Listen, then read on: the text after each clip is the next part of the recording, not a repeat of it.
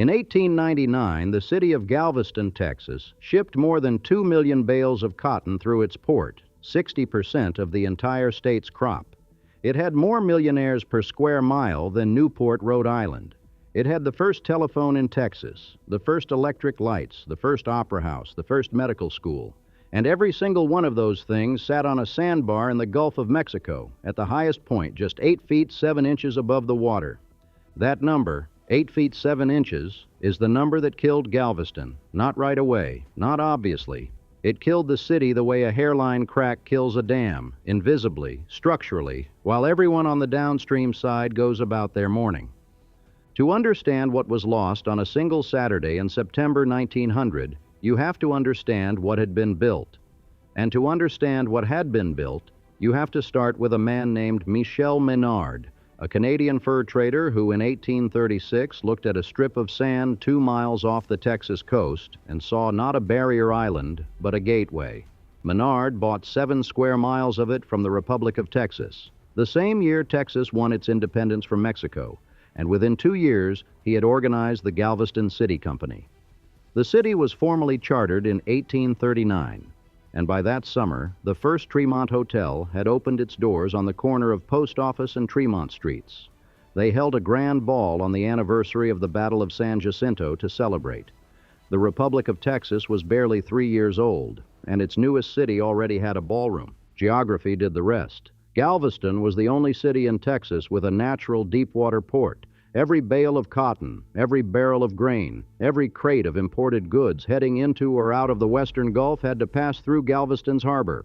Before the Civil War, roughly 90% of the cotton from southeastern Texas shipped through that port, bound for New York, New Orleans, Liverpool. The island became what the harbor demanded: a transfer point, a counting house, a place where deals were struck and money changed hands faster than anywhere else west of the Mississippi. The men who understood this earliest built dynasties.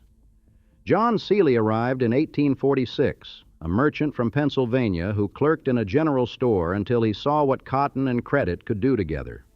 He partnered with John Hutchings and George Ball to form a commission banking house, and then, with several other businessmen, bought up the wharf companies and consolidated them into the Galveston Wharf Company, which controlled the harbor itself. William Lewis Moody arrived in 1866, a Virginian orphaned at 15 who had still managed to graduate from the University of Virginia Law School in 3 years. He opened a cotton factoring firm. Harris Kempner, a Polish-Jewish immigrant who had served in the Confederate Army, came in 1868, started a wholesale grocery, and expanded into cotton, banking, and railroads. These 3 families, Seeley, Moody, Kempner, would control Galveston for the next 100 years. The Seeleys owned the port. The Moodys built or bought every major hotel. The Kempners ran City Hall. Each family had at least one bank. Until 1963, they were the only banks in town. The city they built was extraordinary, and it was built in spite of something that tried repeatedly to kill it before the Gulf ever got the chance. Yellow fever struck Galveston again and again throughout the mid-19th century. The epidemic of 1867 was the worst. It tore through roughly 3/4 of the population, killing at a rate of 20 people per day. Galveston was a southern port, warm and humid, and the disease arrived on ships the way the money did.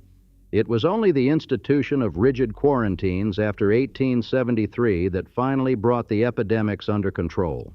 But here is the telling part. Through all of it, people kept coming.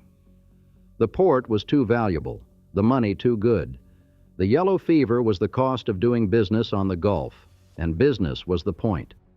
By 1870, Galveston was the largest city in Texas, with 13,818 residents. By 1880, it had grown to 22,248. It was the commercial capital of the entire Southwest, a city whose main commercial street, Avenue B, known as the Strand, earned the nickname the Wall Street of the Southwest. Cotton brokers, commission merchants, insurance companies, and wholesale houses lined that street in buildings of iron and brick, 3 and 4 stories tall, built to look like they belonged in Manhattan or Philadelphia, which was the point. Galveston's rich did not think of themselves as frontier people. They thought of themselves as the leading edge of civilization itself.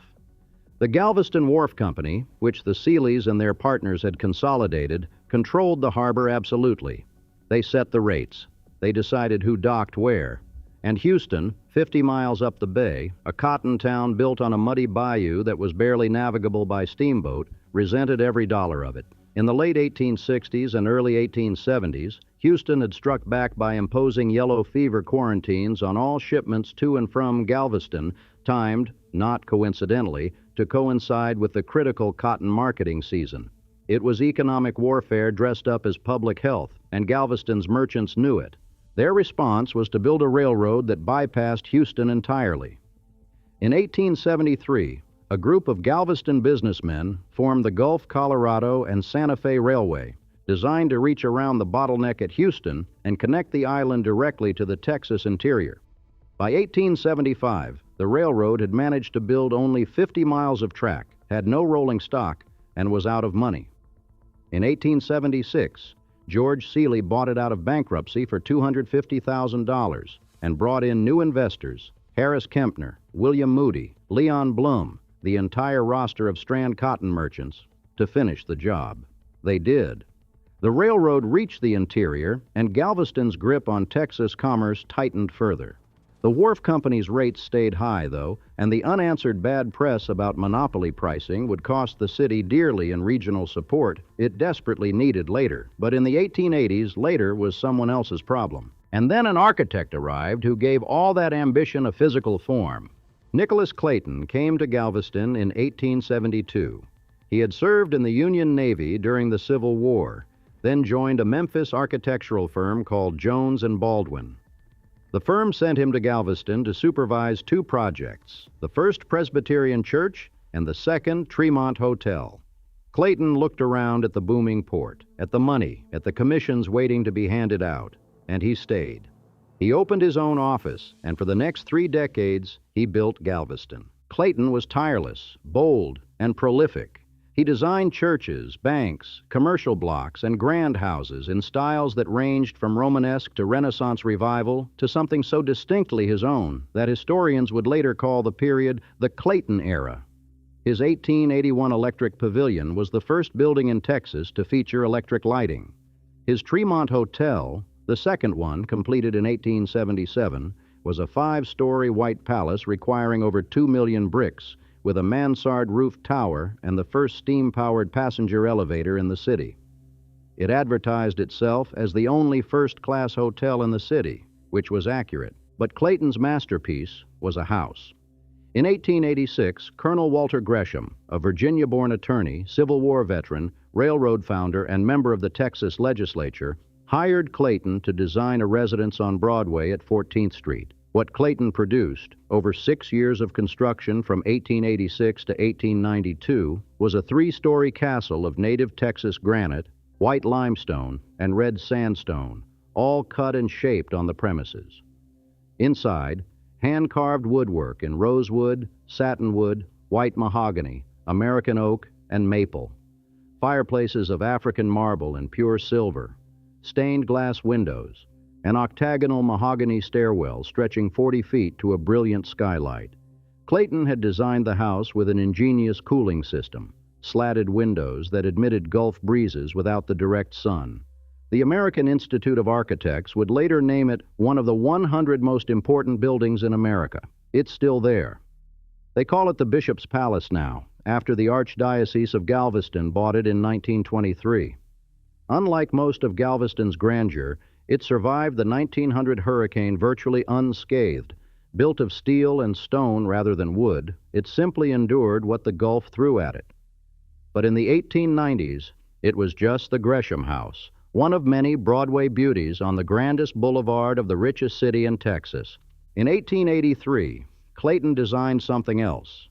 The Beach Hotel, a 4.5-story wooden resort sitting on cedar pilings driven into the sand between 23rd and 24th Streets, right along the beachfront. It cost $260,000, enormous money, and it opened on the 4th of July with the kind of spectacle that made the national papers. William Sinclair owned it. Guests arrived by rail from Houston, by steamship from New Orleans, by carriage from the mansions a few blocks north.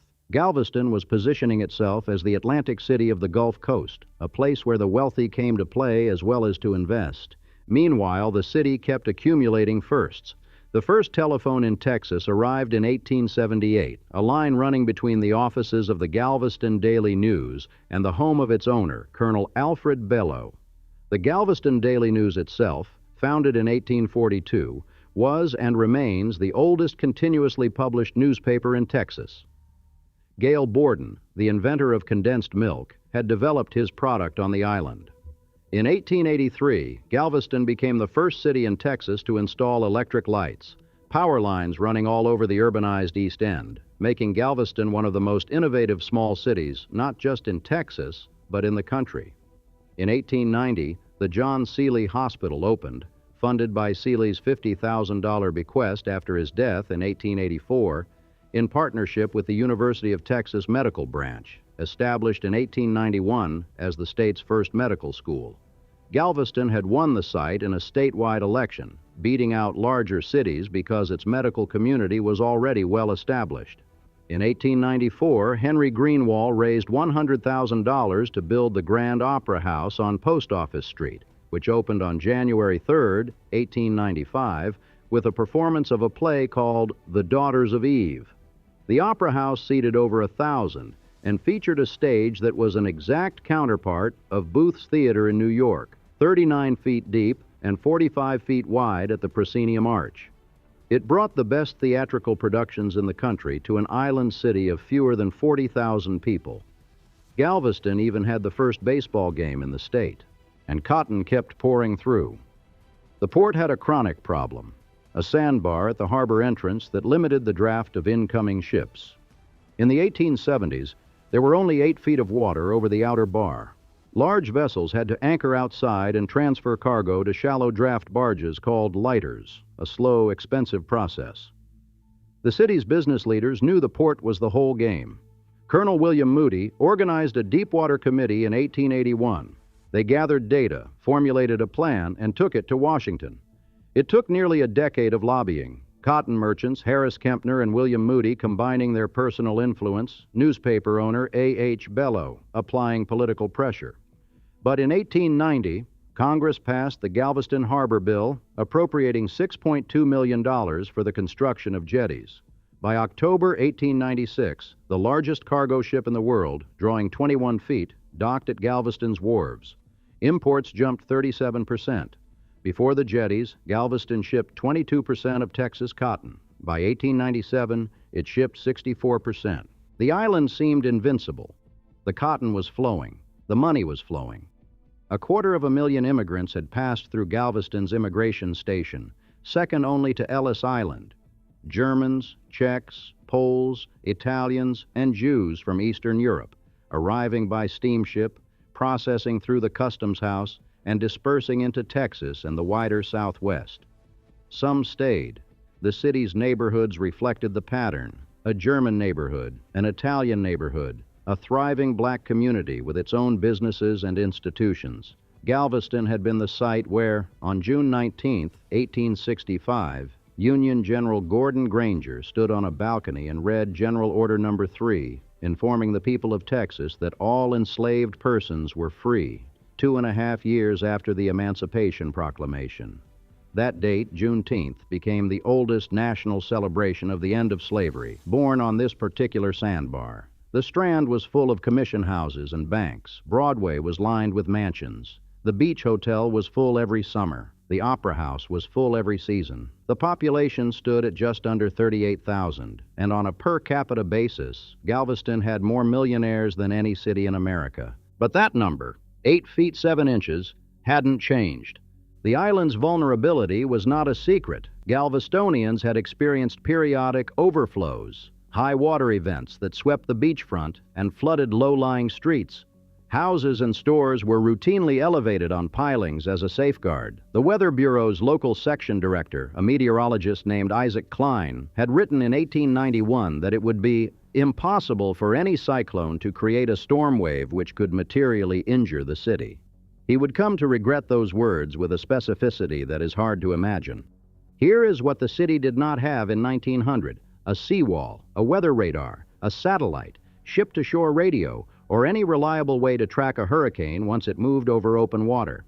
Here is what it did have: a single telegraph wire connecting the local Weather Bureau office to Washington, D.C., and a set of storm warning flags that could be hoisted atop the building on the Strand. On Tuesday, September 4th, 1900, the Weather Bureau's central office in Washington sent a terse wire to Galveston. Tropical storm disturbance moving northward over Cuba. The storm had been reported rolling across Cuba, heading almost due north, apparently bound for Florida. By Wednesday, it was near Key West. On Thursday, it veered west. By Friday, September 7th, its center was somewhere southeast of the Louisiana coast. At 10:30 that Friday morning, Klein received notification that Galveston should be included in the storm warning. He had the hurricane flags raised. That Friday night, Isaac's brother Joseph, who also worked at the Weather Bureau, finished his weather map, walked through empty streets to mail it at the post office, then hiked more than a mile to Isaac's house, 4 blocks from the beach. Isaac Klein's home was a sturdy 2-story frame structure, 5.2 feet above sea level, built to withstand the worst storm its owner could imagine. Saturday, September 8th, dawned rain-darkened and gusty. On page 3 of the Galveston Daily News, a single-column headline read, "Storm in the Gulf." The story was 1 paragraph long. It added nothing to what the headline said. Early that morning, Isaac Klein harnessed his horse to a cart, drove to the beach, and personally warned everyone he could find to move to higher ground. There was not much higher ground to move to. The tide kept pushing inland. The wind kept building. At 10 o'clock that morning, Joseph Klein at the Weather Bureau received a telegraph order to change the storm warning flags from northwest to northeast. He hoisted the new flags. Within 5 minutes, the wind tore them apart. By early afternoon, hurricane-force winds were being recorded. The barometric pressure was dropping so fast that the instruments could barely keep pace. The anemometer on the roof of the Weather Bureau building registered sustained winds of 100 miles an hour before the instrument itself was torn away. Later estimates put the peak winds at 130 to 140 miles per hour, with gusts that may have reached even higher. The bridges connecting Galveston Island to the mainland had already been destroyed by the rising water, which meant that no one who was still on the island was leaving.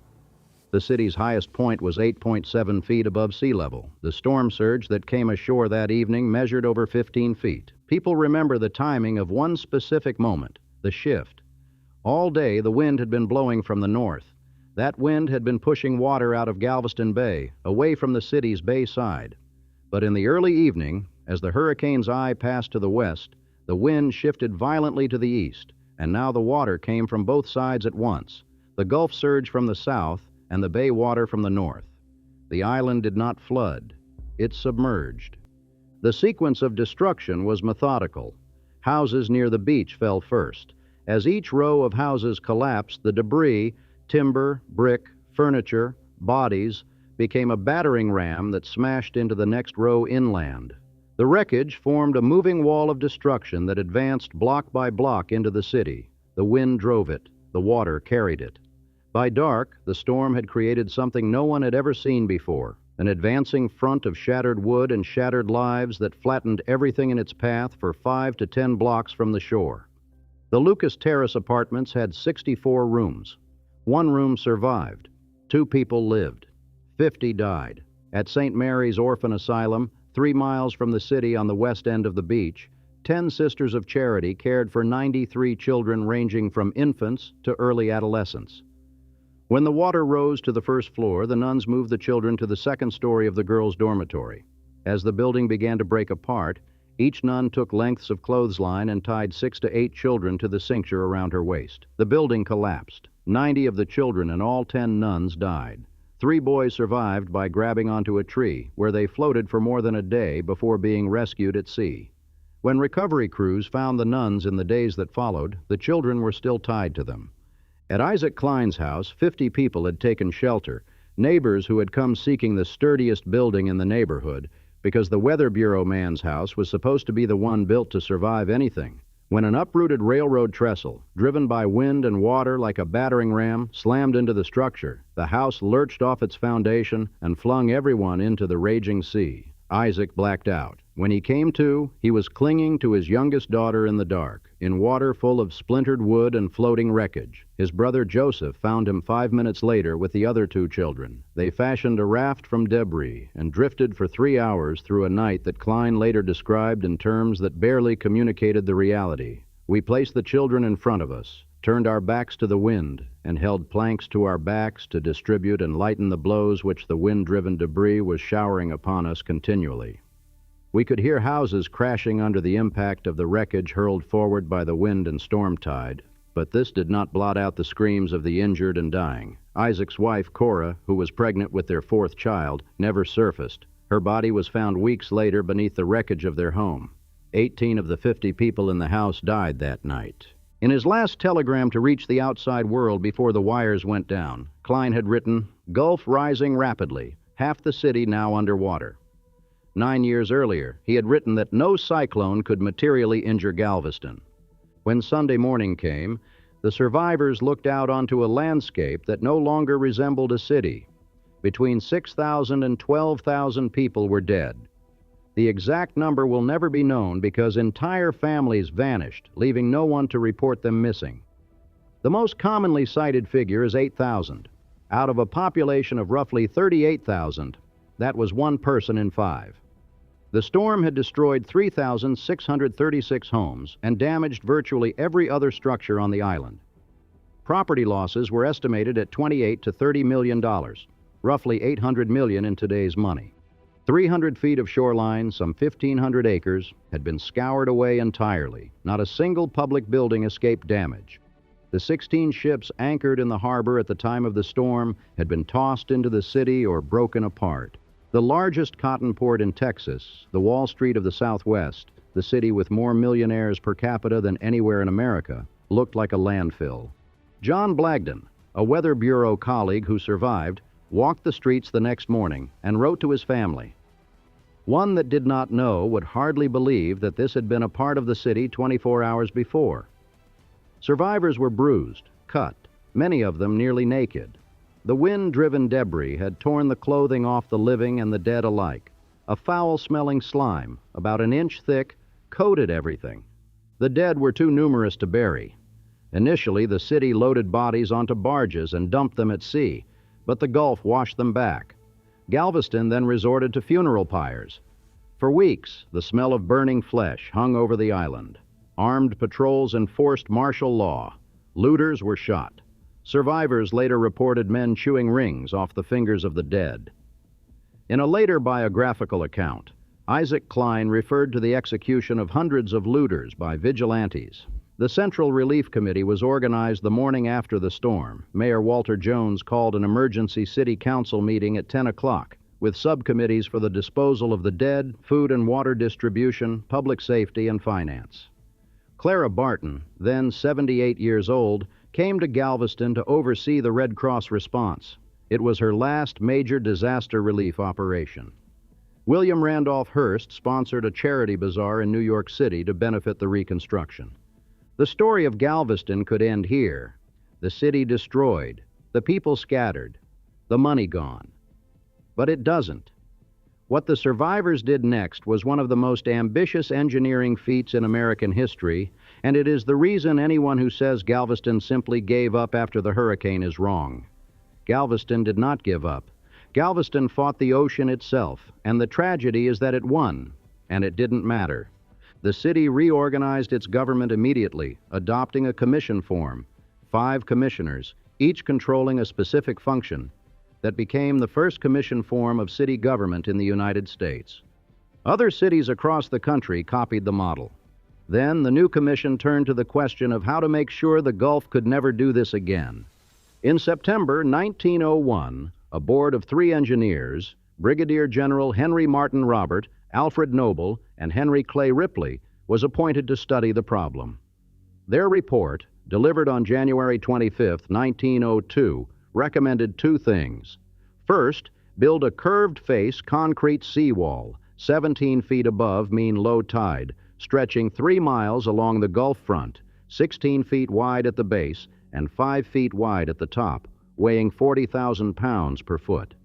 Second, raised the grade of the entire city behind the wall, creating a slope from the seawall down toward Galveston Bay so that any future storm surge would drain away rather than pool.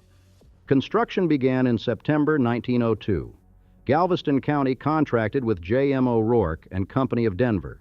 The materials alone required 5,200 railway carloads of crushed granite, 1,800 carloads of sand, 1,000 carloads of cement, 1,200 carloads of wooden pilings, and 3,700 carloads of stone riprap.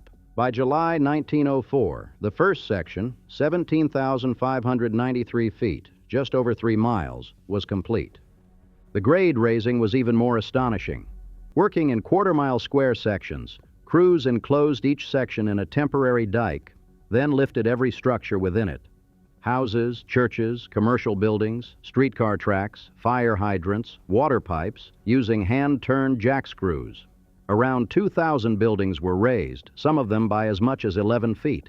Then sand dredged from the harbor entrance was pumped through a canal cut through the city, 20 feet deep, 200 feet wide, 2.5 miles long, and discharged underneath and around the raised structures. About 500 city blocks were filled with 16.3 million cubic yards of sand. The grade raising continued from 1903 to 1911. Every tree and plant that had survived the hurricane was killed by the fill. The residents of Galveston had decided, collectively, to raise their entire city above the reach of the sea, and they did it with jackscrews and dredges and human labor.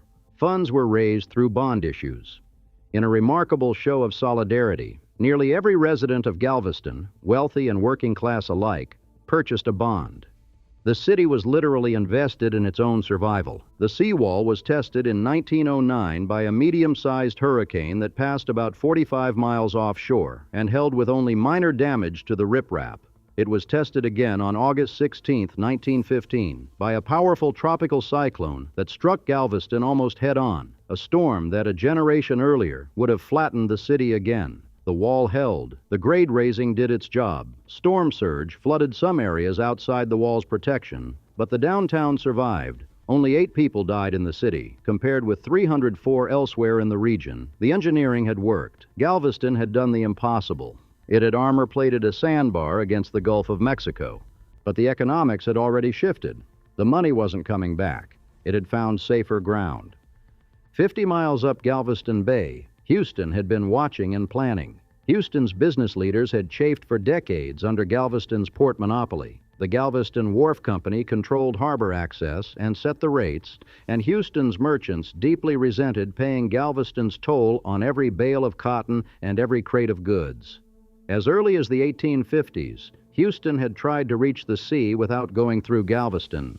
The idea was always the same: dredge Buffalo Bayou, the winding, swampy waterway that connected Houston to the San Jacinto River and eventually to Galveston Bay, into a proper ship channel. The 1900 hurricane handed Houston the argument it needed. An inland port, 50 miles from the exposed coastline, could never be destroyed by a storm. On January 10, 1910, the residents of Harris County voted 16-1 to fund dredging the Houston Ship Channel to a depth of 25 feet, putting up $1.25 million in bonds, which Congress matched with federal funds.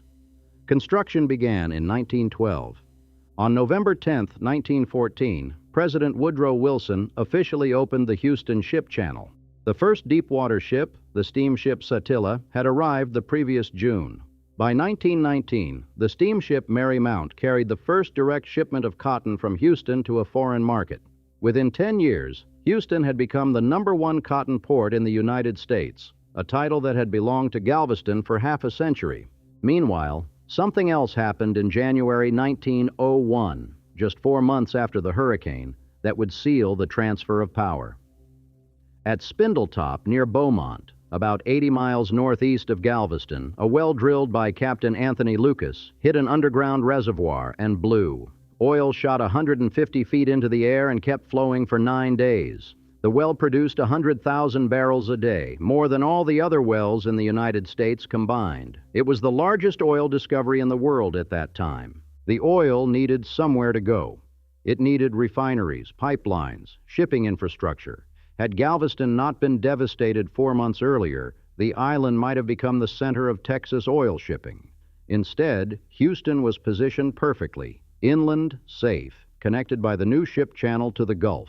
By 1930, 8 oil refineries had located on the Houston Ship Channel. The channel and surrounding area would eventually support the second largest petrochemical complex in the world.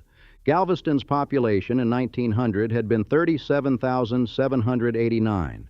Houston's was 44,633, already larger, but not dramatically so. By 1910, Houston had grown to 78,800, while Galveston had actually shrunk slightly. By 1920, Houston was at 138,276. By 1930, it was 292,352. Galveston, meanwhile, reached about 52,000 by 1930 and essentially plateaued.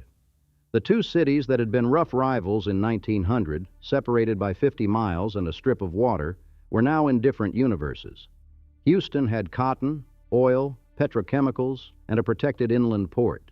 Galveston had a seawall, a medical school, some insurance companies, and the wharves. The three dynasties, Sealy, Moody, Kempner, stayed. They still owned most of what there was to own. The Sealeys had the port, the Moodys had the hotels, the Kempners had the sugar plantations near Houston. They bought out Imperial Sugar in 1946, and the real estate. But there was less and less for dynasties to rule over. The last of the Galveston Sealeys spent his years developing new strains of oleanders in the Garden of Open Gates, the family's 19th century mansion with its castle towers and children's theater, while the port that was his business responsibility quietly declined. The city reinvented itself, not once, but in a way that no one would have predicted. During Prohibition, 2 Sicilian brothers named Sam and Rosario Maceo, who had arrived in Galveston around 1910 as barbers, built a criminal empire of gambling, bootlegging, and nightlife. They opened Maceo's Grotto in 1929. By the 1940s, the Maceo organization controlled over 50 clubs and casinos across the island. Their crown jewel was the Balinese Room, a nightclub built in 1942 on a 600-foot pier jutting into the Gulf, where Frank Sinatra, Bob Hope, George Burns, and the Marx Brothers performed between sets of illegal roulette and blackjack. Sam Maceo had seen the concept in a Memphis hotel and hired the designer to replicate it on Galveston's waterfront. When Texas Rangers came to raid the place, local police tipped off the management. By the time the Rangers walked the length of the pier, the gambling equipment had been hidden, and the guests were sitting at their tables with drinks and dinner rolls looking innocent. Galveston earned a new nickname, the Free State of Galveston. And for 3 decades, roughly 1924 to 1957, it was essentially an open city, a Gulf Coast Havana, where gambling, drinking, and prostitution operated with the knowledge and sometimes the active cooperation of local law enforcement. The Maceos ran it with a peculiar code. They turned down overtures from Albert Anastasia of Murder, Inc., and from Al Capone's enforcer, Frank Nitti, who came to Galveston to suggest a partnership. The brothers wanted no outside bosses. They also had a paternalistic streak. According to Galveston historians, if a wife came to Sam Maceo and said she couldn't pay her rent because her husband had gambled it away at one of his casinos, Maceo would pay her the month's rent and then pay the husband a visit. Profits were enormous. There was a worldwide depression everywhere but in Galveston, people said, where money flowed as freely as the ocean. The port kept the economy functional. Goods still arrived by ship and transferred to rail. And the gambling kept the cash registers ringing in restaurants, hotels, and shops that would otherwise have gone dark. It ended in 1957. Texas Attorney General Will Wilson campaigned to shut it all down and sent the Rangers in for good. Hundreds of slot machines and gambling tables were smashed and thrown into Galveston Bay. Most of the clubs were shuttered permanently. Some of the Maceo family's money went to a little town in Nevada called Las Vegas. With the casinos gone, Galveston settled into a quieter existence. The medical school stayed. The port stayed, diminished. The Strand's iron-fronted buildings, once the counting rooms of a cotton empire, became antique shops and tourist restaurants. The Beach Hotel had burned in a mysterious fire in 1898, 2 years before the hurricane. It was already gone when the storm arrived. The second Tremont Hotel, Clayton's 5-story masterpiece, was demolished in 1928. Nicholas Clayton himself had died in 1916 in a city that was already moving past the need for his kind of ambition. His buildings remain scattered across the island: the Bishop's Palace, the Ashbel Smith Building at UTMB, the Grand Opera House, monuments to a moment when a sandbar in the Gulf thought it was going to be Chicago. The Balinese Room stood empty for decades after the crackdown, a relic on a pier over the water. On September 13, 2008, Hurricane Ike destroyed it completely. There is nothing left of it now but the story. Today, Galveston has about 50,000 residents. 7 million tourists visit each year. They come for the beaches, the Schlitterbahn Water Park, the Pleasure Pier, the Strand's shops. The seawall still stands, extended now to over 10 miles, a long concrete curve along the Gulf. Behind it, the city sits on its bed of pumped sand, a few feet higher than God or geology intended. The Bishop's Palace is open for tours. You can still see Clayton's marble fireplaces, still look up through that octagonal stairwell to the skylight.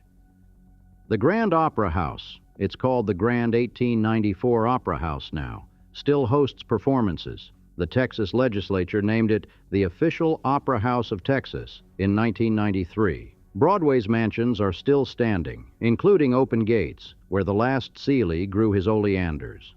The Strand's iron-fronted commercial buildings have been preserved, and on a December evening, when the Dickens on the Strand Festival fills the street with gas lamps and costumed revelers, you can almost see what it looked like when the cotton money was real. If you walk to the corner of 69th Street and Seawall Boulevard, there is a state historical marker noting the site of the former St. Mary's Orphan Asylum. The orphanage was never rebuilt there. The Hotel Galvez, a grand beachfront hotel, was constructed on the site in 1911. The marker is easy to walk past. It does not tell you about the clotheslines. The population figures tell the story as cleanly as anything. In 1900, Galveston had 37,789 people, and Houston had 44,633. By 2020, Galveston had roughly 50,000. Houston had 2,304,580. One city was built on a sandbar with a harbor. The other was built on a bayou with an idea. The idea was simple: dig a ditch to the sea, and you don't need the sandbar anymore. There is a version of this story where the hurricane never comes, or comes 10 years later, or misses the island by 50 miles. In that version, Galveston has a decade to build a seawall before the storm rather than after. Spindletop's oil ships through Galveston's deepwater port. The refineries go where the port already is, rather than where the port has yet to be built. Houston stays a cotton town on a muddy bayou. Galveston becomes the energy capital of the world. That version is not what happened. What happened is that on a single Saturday in September, in the space of about 6 hours, the Gulf of Mexico rose 15 feet over an island whose highest point was 8 feet 7 inches above the water, and the future of Texas walked 50 miles inland and never came back. The seawall is still there, 40,000 pounds per running foot of concrete, standing 17 feet above the tide, curving for 10 miles along the shore. It has never been breached. It is a perfect answer to a question that history had already stopped asking.